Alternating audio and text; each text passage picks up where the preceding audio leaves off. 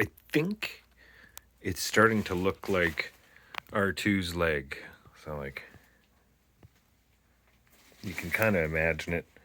I've made it tubular. This radius, let me tell you, I have almost lost an eye and a finger doing this. So this does line up. I did make these holes register, and it did cut through it, and it, I was able to make just a scratch cut radius in this. This is 3mm aluminum. That's not going to be easy, but I'm going to do it, and then I'm going to cap it with this. So this is, like a piece of sheet metal that goes all the way around, and then it might meet somewhere in the middle here, and it'll have that kind of bent, folded look, and then there will be a cap over top of these two. Holy, that'll be strong. And then wheels. What am I going to do with wheels? So I bought a hoverboard, and I cut it in half. And why did I buy a hoverboard? So these wheels are self-contained, and you can tell it was somebody with long hair who previously owned this broken hoverboard. eBay, $20 in Canada. Very important. It's the shipping that gets you. So they said it worked. I plugged it in, wheels spun forward, backwards. I'm like, good enough. They have a couple of connections here. I think this is like a sensor inside. So there's like a HAL sensor. I don't know what HAL stands for. But the motor controller came with it. And where did it go? I put it someplace safe, of course.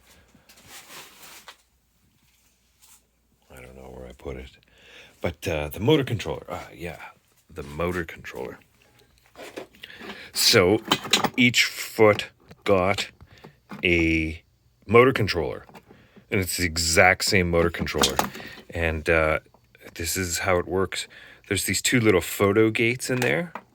And when you push forward or push backwards on that one, it opens up these photo gates, and that photo gate says, well, I'm now going this way, go this way, go this way, go this way.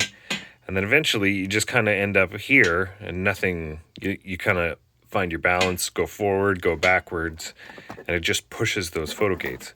So these little photo gates are pivotal to the operation.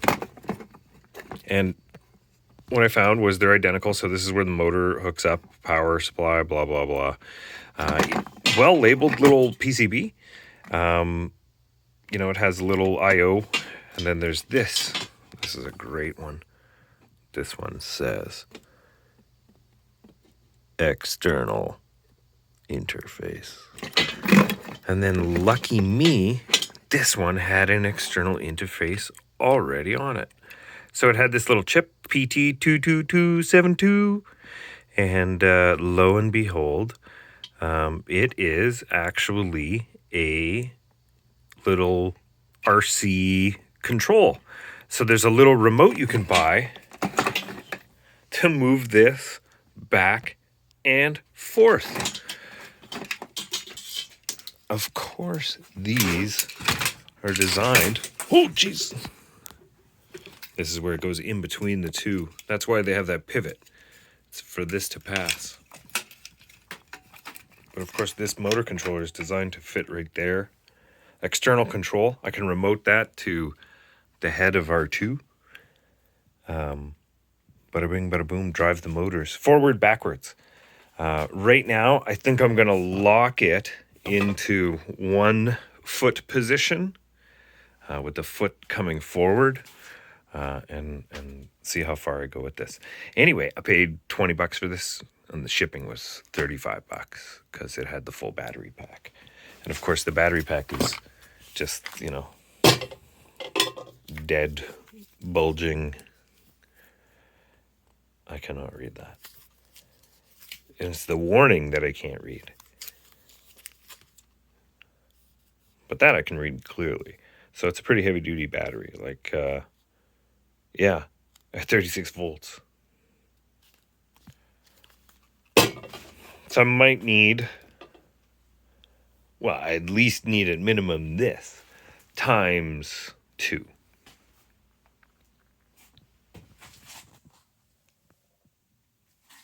Fastest way to cut something off, you know, the pivot joint, bandsaw, of course, right? So I got this little foot switch, run it through the little bandsaw mounted to the wall.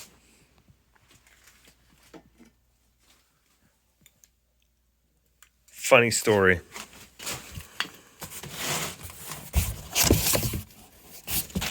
Look at that. I bought Deep mixing bowl, and look. They don't fit. Of course they don't, but this is for Halloween. It's good enough. It is hilarious, but this is, they told me, 19 inches on the website, but of course it is not. The order for these domes is, it's back ordered, like hopefully in like 6 months the guy will have them. But there's one guy in the world who makes those. It's hilarious.